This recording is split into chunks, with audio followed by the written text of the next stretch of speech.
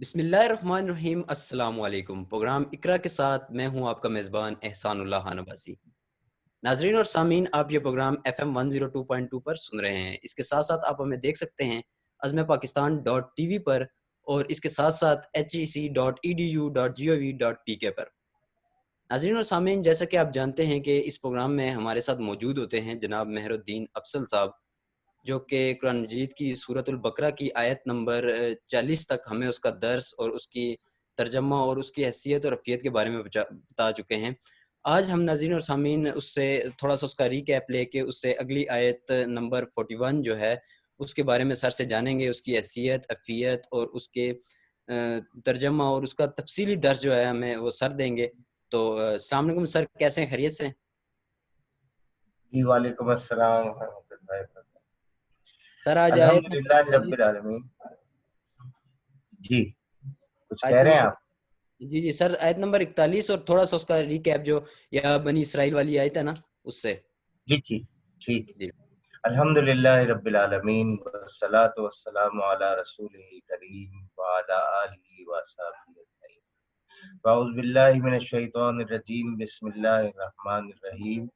یا بنی اسرائیل اذکروا نعمتی التی انعمت علیکم واوفوا بعہدی اوف بعہدکم وإیایا فارہبون۔ اے بنی اسرائیل، ذرا خیال کرو میری اس نعمت کا جو میں نے تم کو عطا کی تھی۔ میرے ساتھ تمہارا جو عہد تھا اسے تم پورا کرو، تو میرا جو عہد تمہارے ساتھ تھا اسے میں پورا کروں، اور مجھی سے تم ڈرو۔ یہ اللہ تبارک و تعالیٰ کا خطاب ہے بنی اسرائیل سے، اور بڑا پیار بھرا انداز ہے، محبت سے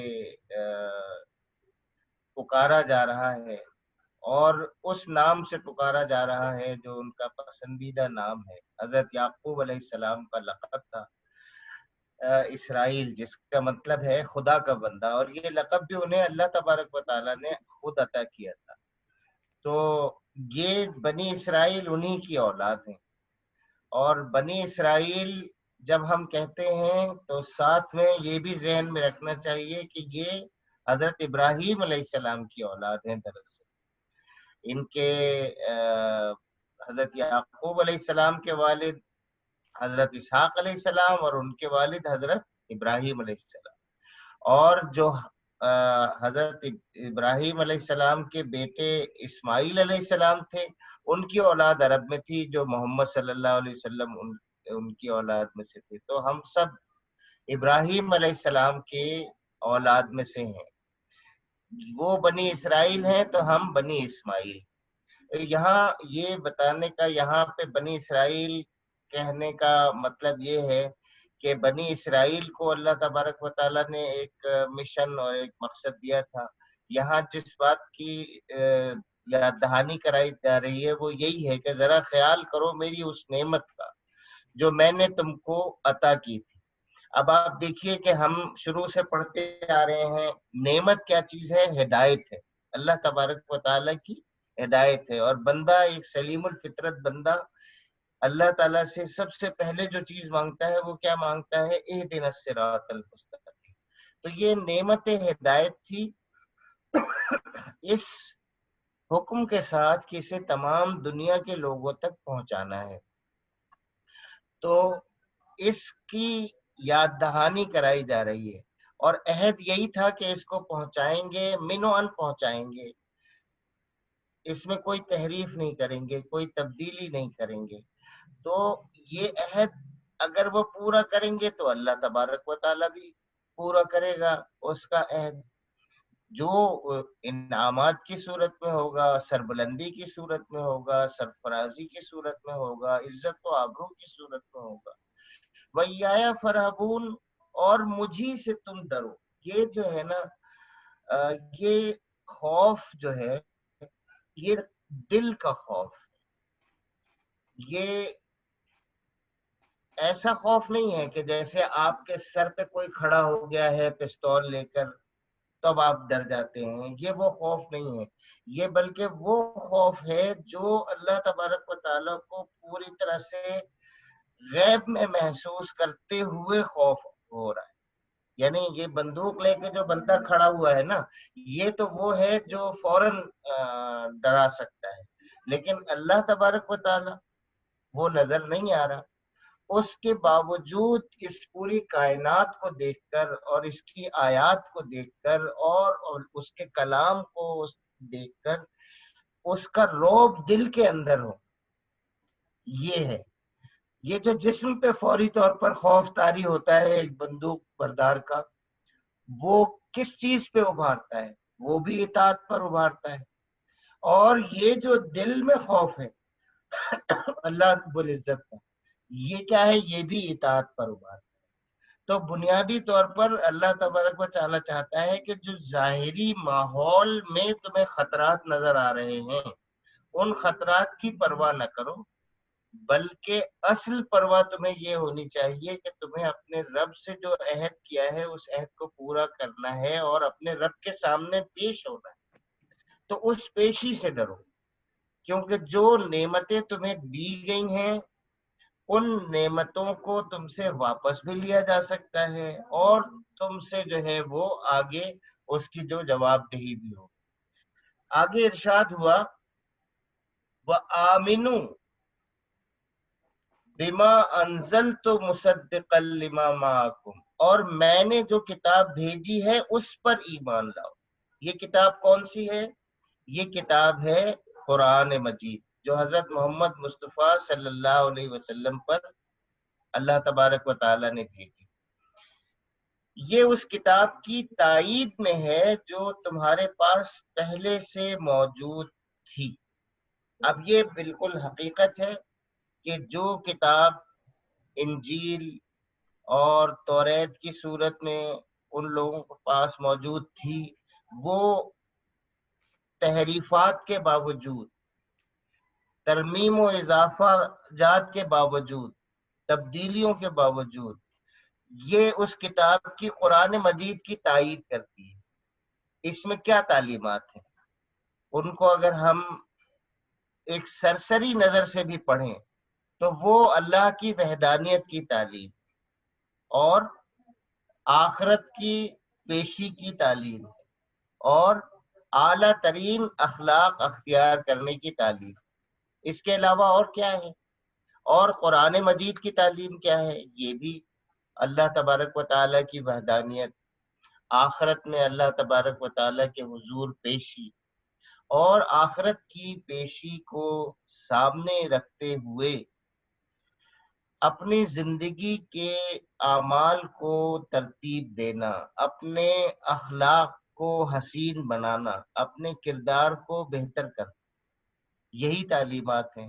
یہاں ارشاد ہو رہا ہے کہ اے اہل کتاب، اور حوالہ کیا دیا جا رہا ہے؟ حوالہ دیا جا رہا ہے جو میں نے تمہیں نعمت کی تھی، عطا کی تھی، تو اس کا کچھ پاس کرو.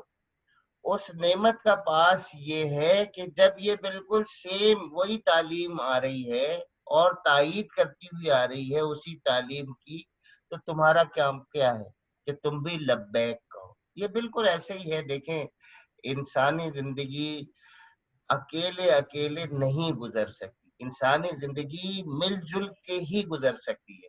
اور ہر وہ اچھا مشن مقبول ہوگا اور اچھا کہلائے گا ہر وہ مشن جو انسان کی فلاح اور بہبود کے لیے ہو اور اس کے خالق کی رضا کے ساتھ ہو.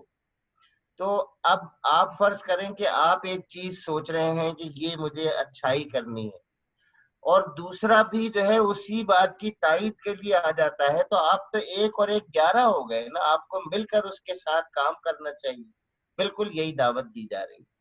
یہاں یہ بات ذہن میں رہے کہ قرآن مجید کیا دعوت دے رہا ہے بنی اسرائیل کو؟ مل کر کام کرو، بھگا نہیں رہا، مل کر کام کرو.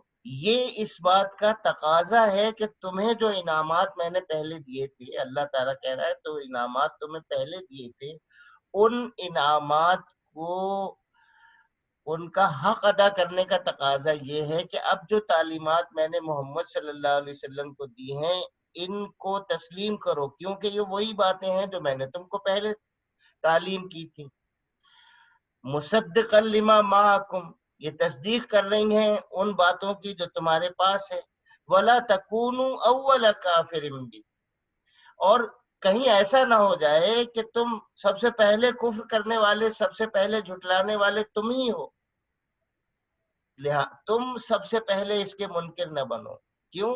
इसलिए कि तुमको तो सबसे पहले इसका गवाह होना चाहिए। ये तो वही बात है जो मैंने तुमको पहले दी थी, तो इसके लिए तो तुम्हारा फर्ज बनता है, अखलाकी फर्ज बनता है, तुम्हें खुश होना चाहिए, लपक के तुम्हें इस्तकबाल करना चाहिए मोहम्मद सल्लल्लाहु अलैहि वसल्लम का।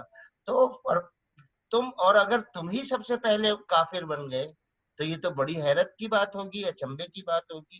फरमाया लिहाजा तुम सबसे पहले मुनकिर न बन जाओ। अच्छा, उसकी वजह भी बता दी। ये जो कुफ्र है या इनकार है मोहम्मद सल्लल्लाहु अलैहि वसल्लम का, उसकी वजह क्या है? वला तश्तरू बिआयाती समनन कलीला, कि देखो अल्लाह की आयात को, मेरी आयात को थोड़ी कीमत पर ना बेच दो। मैंने जो तुम्हें आयात अता की हैं उससे पहले, और अब जो मोहम्मद सल्लल्लाहु अलैहि वसल्लम को जो आयात अता की जा रही हैं, ये किताब, ये तालीमात, ये सब क्या है? ये सब मेरी तरफ से हैं। तो इनको थोड़ी कीमत पर ना बेच दो। क्यों? दुनिया में जो है वो इंसान हक को तस्लीम नहीं करता, कोई ना कोई मफाद होता है। यहाँ इंसान की उस कमजोरी को उजागर किया जा रहा है, और बहुत मोहब्बत से उजागर किया जा रहा है। जैसे एक बाप अपने बेटे से कहता है, बेटे से यही कहता है ना कि बेटा थोड़ी देर के खेल का जो शौक पूरा करने के लिए जो मेरी 24 घंटे की नसीहत है, या मैंने जो फ्यूचर प्लान तुम्हें दिया है, या जो मैंने शेड्यूलिंग तुम्हारी की है, तुम उसको तोड़ देते हो जरा सा एक दोस्त के बहकाने से, जरा से एक छोटी सी पार्टी से तुम उस पे बहक जाते हो। 20 मिनट की कोई चीज देखने के लिए तुम वो मेरे शेड्यूल को वो कर देते हो। ये मोहब्बत भरा अंदाज। और यही कहा जा रहा है कि वला तश्तरू भी आयाती, मेरी आयात को ना बेचो समनन कलीला, थोड़ी सी कीमत पर। ये थोड़ी सी कीमत का मतलब क्या है कि क्या ज्यादा कीमत हो तो बेच दी जाए? नहीं, मतलब ये है कि दुनिया की हैसियत क्या है अल्लाह ताला के नजदीक? एक रवा समंदर, और उसमें आप पानी में उंगली डालें, जो पानी उंगली में बचा रह जाए वो समझो कि वो दुनिया है, और ये जो रवां समंदर है वो आखिरत है। तो इस पानी, इस दुनिया की हैसियत क्या है? ये सारी दुनिया, सारी जमीन भी अगर मिल जाए एहसानुल्लाह अब्बासी को, तब भी जो है इसकी कोई हैसियत नहीं है आखिरत वाली, आखिरत में जो नेमतें मिलने वाली अल्लाह तबारक व तआला की तरफ से एहसान को इंशाल्लाह। इंशाल्लाह। तो यही बात बताई जा रही है। अल्लाह ताला बिल्कुल अपने बच्चों की तरह से, जैसे बाप बताता है कि बेटा ऐसा ना करो, छोटी सी थोड़ी देर का लुत्फ है, इसके लिए तुम अपने पूरे कैरियर को तबाह कर रहे हो। अपने करियर की फिक्र करो, उस शेड्यूलिंग की फिक्र करो, उस हिदायत की फिक्र करो जो मैं तुम्हारा बाप हूं, मैंने तुम्हें बना के दी। और ये नहीं है कि ये मैंने तुम्ही को बना के दिए, तुम्हारे बड़े भाई को देखो, इसी पे वो जो है वो यही हिदायत पहले भी दे चुका हूँ, इसी तरह से मैंने उसका करियर भी तामीर किया है। उसने पाबंदी की, देखो कहाँ से कहाँ पहुंच गया, तो इसके पीछे चलो। तो यहाँ यही बात समझो इस तरह से बताई जा रही है कि मेरी जो आयात हैं उनको थोड़ी सी कीमत पर, और थोड़ी सी कीमत का मतलब ये नहीं है कि बड़ी कीमत, बड़ी सारी मिले तो वो हो जाए, नहीं। दुनिया में जितनी नेमतें मिल जाए वो आखिरत के मुकाबले में, और अल्लाह तबारक व तआला के पास हमारे लिए जो नेमतें हैं, जो खजाने हैं, उनके मुकाबले में समनन कलीला है, बहुत थोड़ा सा सामान है। वह इयाया फत्तकून, और मेरे गजब से बचो। अच्छा, अब देख लीजिए इंसानी नफ्सियात को हमारा मालिक कितना अच्छी तरह समझता है। जाहिर है वो हमारा खालिक है, वो हमारा मालिक, वो हमारा पैदा करने वाला है, तो क्या अपनी मखलूक के बारे में वही नहीं जानेगा? उसने कहा कि सबसे पहली चीज कहा कि थोड़ी कीमत पर न बेच दो। ये लालच का फैक्टर है जो इंसानी जिंदगी, जिसकी वजह से इंसान एक्शन में आता है। इंसान किस वजह से एक्शन में आता है? لالچ کی وجہ سے آتا ہے، کسی فائدے کی وجہ سے آتا ہے. اچھا، دوسرا کس وجہ سے وہ ایکشن میں آتا ہے؟ وہ آتا ہے خوف کی وجہ سے، کوئی نقصان سے بچنے کے لیے. جیسے ہی پتہ چلے کہ بارش ہونے والی ہے چند گھنٹوں بعد، تو اس بارش کے نقصان سے بچنے کے لیے رکاوٹیں کھڑی کرتا ہے، اپنے تحفظ کا انتظام کرتا ہے. تو دو وجوہات، بڑی بڑی وجوہات ہیں انسان کی عمل کرنے کی. ایک ہے لالچ اور ایک ہے خوف. اگر اللہ پر ایمان ہے اور وہ یقین کی حد تک بیٹھا ہوا ہے تو انسان اللہ کے علاوہ کسی سے لالچ نہیں کرے گا. کیوں؟ اس لیے کہ کسی کے پاس دینے کے لیے کچھ نہیں ہے، اور اس دنیا کی زندگی میں تو جو کچھ بھی ہے وہ بہت تھوڑا ہے. جو کچھ بھی ہے وہ تو آخرت میں ہے، وہ اللہ تبارک و تعالیٰ کے پاس. دوسری چیز ہے ڈرنا، خوف. تو یہ بتا دیجئے کہ کسی کے پاس کوئی طاقت ہے؟ کوئی طاقت نہیں ہے. کوئی نہ زندگی کا ایک لمحہ بڑھا سکتا ہے اور نہ وقت سے پہلے کوئی موت دے سکتا ہے، گھٹا سکتا ہے. کوئی جو ہے اللہم لا مانع لما آتے، اللہ تعالیٰ جو دینا چاہے اس میں کوئی رکاوٹ نہیں ڈال سکتا، اور اللہ تعالیٰ جو نہ دینا چاہے اس کو کوئی عطا نہیں کر سکتا، کوئی بخش نہیں سکتا. تو دوسری چیز ہے خوف، جو موٹیویٹ کرتا ہے انسان کو ایکشن میں آنے. تو اللہ تبارک و تعالیٰ چاہتا ہے کہ ہمارے ایکشن اور انسان کے ایکشن جو ہیں وہ اگر لالچ کی وجہ سے ہوں تو اللہ کے انعامات کا لالچ، اور اگر خوف کی وجہ سے ہوں تو وہ اللہ کے عذاب سے خوف کا، اللہ کی ناراضی کے خوف کا کی وجہ ہو. اچھا، یہاں پہ یہ بتایا کیوں جا رہا ہے؟ یہ بنی اسرائیل کو بتایا جا رہا ہے. بنی اسرائیل نے جو کچھ کیا، جو آگے آئے گا، وہ انہی دو وجوہات پہ، جو ایمان کی کمزوری ہے اس وجہ سے کیا. انہوں نے اس دنیا کو ترجیح دی، اس وجہ سے اپنے عہد کو بھلا دیا، اور وہ دنیا کے جو جبار اور قہار قسم کے فرعون اور نمرود قسم کے جو حکمراں تھے، ڈکٹیٹرز تھے، وہ ان سے ڈر گئے. ان کے ڈر کی وجہ سے انہوں نے آیات کو تبدیل کر دیا ان کے خوف سے. اور تو یہاں پہ یہ کہا جا رہا ہے کہ اب کوئی بات نہیں. بڑے مزے کی بات ہے کہ یہاں اس موقع پہ اللہ تعالیٰ آ کے بنی اسرائیل سے کوئی بات نہیں، پچھلی ساری غلطیاں معاف، سب ختم. اب یہ کر رہی ہے، اب تم آ جاؤ محمد صلی اللہ علیہ وسلم کے پاس اور دنیا کا ہر خوف دل سے نکال دو، اور محمد صلی اللہ علیہ وسلم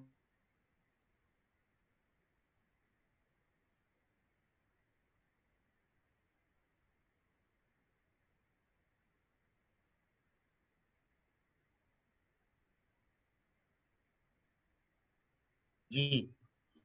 تو شاید بیچ میں سلسلہ منقطع ہوا تھا. جی سر، وہ شاید تھوڑا سا نیٹ کا ایشو ہوا تھا، تو آپ جاری رکھیں. جی اب میرے خیال سر سے دوبارہ محمد ٹھیک صلی ہو. اللہ علیہ وسلم صاحب نے جاری کرنا ہے، شروع کرنا ہے. جی محمد صلی اللہ علیہ وسلم صاحب نے جاری شروع کرنا ہے دوبارہ سے. تو دوسری سر کا ہی نیٹ کا ایشو ہوا ہے نا؟ ہاں سر، کہیں نیٹ کا ایشو ہے. ٹھیک ہے کوئی اچھا. نہیں ہے. تو بس یہ بنی اسرائیل کو بڑی محبت اور پیار سے یہ بات بتائی جا رہی ہے کہ جو کچھ پہلے ہو چکا کوئی بات نہیں. اب محمد صلی اللہ علیہ وسلم کو ہم نے وہی کتاب، وہی پیغام اور وہی آیات دی ہیں جن کی تائید تمہاری کتاب کرتی ہے. تو محمد صلی اللہ علیہ وسلم کے ساتھ مل جاؤ، شامل ہو جاؤ، اور جو ہے اگر تمہیں کوئی لالچ ہے تو دنیا بہت حقیر ہے، دنیا کی لالچ چھوڑ دو.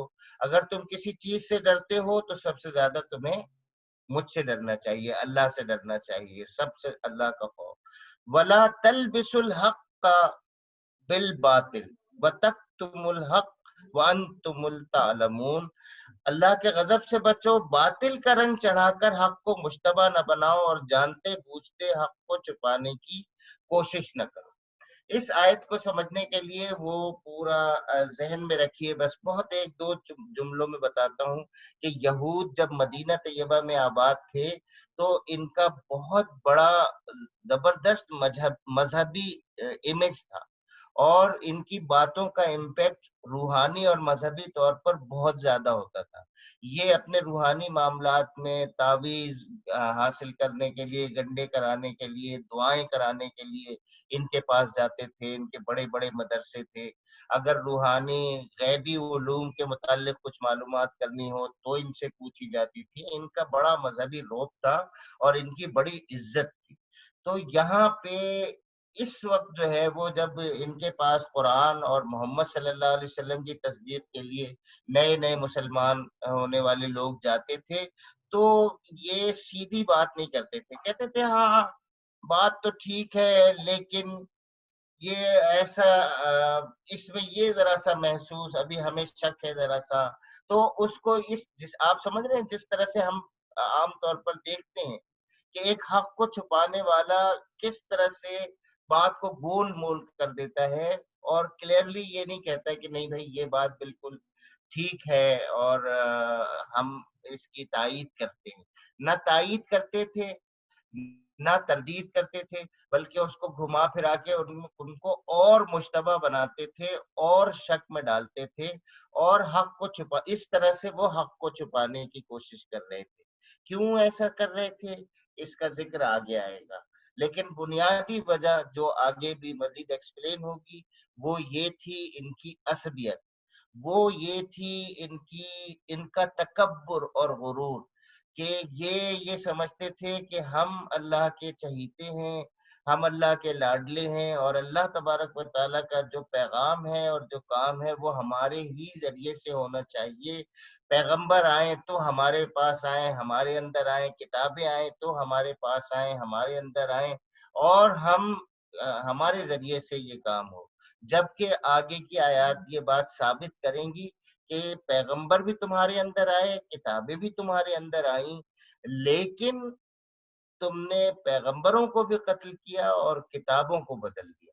تو یہاں ان آیات کو پڑھنے کا اور آگے ان سب چیزوں کو سامنے لانے کا مقصد یہ بھی ہے کہ بہت محبت سے بنی اسرائیل کو بنی اسماعیل کے ساتھ ملا کر مشترکہ اور متحدہ جدوجہد پر آمادہ کیا جائے، اور اگر نہ آمادہ ہوں، وہ ان کا اجتماعی ضمیر اس کے لیے تیار نہ ہو، تو جو صالح عنصر ان کے اندر موجود ہے، جو چند لوگ ان کے اندر بہترین ہیں، سچائی کو قبول کرنے والے ہیں، وہ تو آ جائیں۔ یہ ہے اس محبت کے انداز کا نقد فائدہ جو ہوا۔ عبداللہ بن سلام اور بڑے بڑے جو ہیں ان کے جید علماء بھی جو ہے ٹوٹ کر محمد صلی اللہ علیہ وسلم کے پاس آئے، کس وجہ سے کہ دو اور دو چار کی طرح سے آبجیکٹو بیان ہے، کوئی تعصب نہیں ہے، کوئی جو ہے وہ نفرت نہیں ہے، بلکہ محبت کے ساتھ جوڑنے کی بات ہے دونوں بھائیوں کی نسلوں کو، دونوں بھائیوں کی قوموں کو، دونوں مذاہب کو، اس لیے کہ دونوں کا مقصد ایک ہی ہے، ایک ہی رب پہ ماننے والے ہیں، ایک ہی سرچشمے سے ہدایت پانے والے ہیں۔ اور یہ وہ محبت کا انداز اگر دنیا میں عام ہو اور ڈائیلاگ کا یہ طریقہ عام ہو تو اس میں جتنے بھی خیر کو ماننے والے ہیں ان کے ایک پیج پہ آنے میں کا امکان بڑھ جائے گا، اور ہمیں اسی امکان کو تلاش کرنے کی اور اسی پہ کام کرنے کی ضرورت ہے۔ اللہ تعالی ہمیں سمجھ عطا فرمائے اور عمل کی توفیق عطا فرمائے۔ وآخر دعوانا الحمدللہ رب العالمین۔ جزاک اللہ سر، ماشاءاللہ اس نشست کا وقت اپنے اختتام کو پہنچا۔ ناظرین اور سامعین، آپ سن رہے تھے پروگرام اقرا، جس میں مہر الدین افضل صاحب نے ماشاءاللہ بہت ہی انتہائی سادہ الفاظ میں ہمیں سورۃ البقرہ کی آیت نمبر 41 کو سمجھانے کی کوشش کی ہے۔ اللہ تعالیٰ ہمیں اس کو سمجھنے اور اس پر عمل کرنے کی توفیق عطا فرمائے۔ جیسا کہ ناظرین اور سامعین آپ جانتے ہیں کہ یہ رمضان المبارک کا ببرکت مہینہ چل رہا ہے، اس میں اللہ تعالیٰ مجھے یقین ہے کہ آپ سب لوگ جو ہے اس کی برکت سے فائدہ اٹھا رہے ہوں گے۔ اللہ تعالیٰ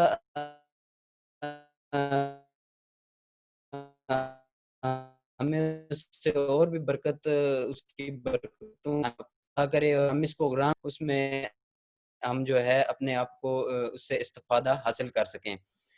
ناظرین اور سامعین، جیسا کہ اس آیت میں، قرآن مجید کی اس آیت میں بتایا گیا ہے کہ اللہ تعالیٰ کا عذاب کس طرح، اور یہ سارا جو سر نے بڑی ڈیٹیل میں بتایا ہے، اس پہ جتنا بھی ہم سمجھنے کی اور اس پہ جتنے بھی وہ کوشش کریں تو ہمارے لیے اس میں بہت زیادہ فائدہ، اور ہم عذاب اور اس چیزوں سے بچ سکتے ہیں، کیونکہ یہ عذاب اور اس سے ہمیں بہت زیادہ مطلب اس میں نیکیوں کا سلسلہ ہوتا ہے۔ اس سلسلے میں ہمارے ساتھ موجود ہوتے ہیں جناب مہر الدین افضل صاحب، اور آپ دیکھتے رہیے اور سنتے رہیے پروگرام اقرا۔ انشاءاللہ آپ سے پھر ملاقات ہوگی نیکسٹ پروگرام میں، تب تک کے لیے اپنے میزبان اور مہر الدین افضل صاحب کو دیجیے اجازت۔ اللہ اللہ حافظ۔ حافظ، بہت بہت شکریہ۔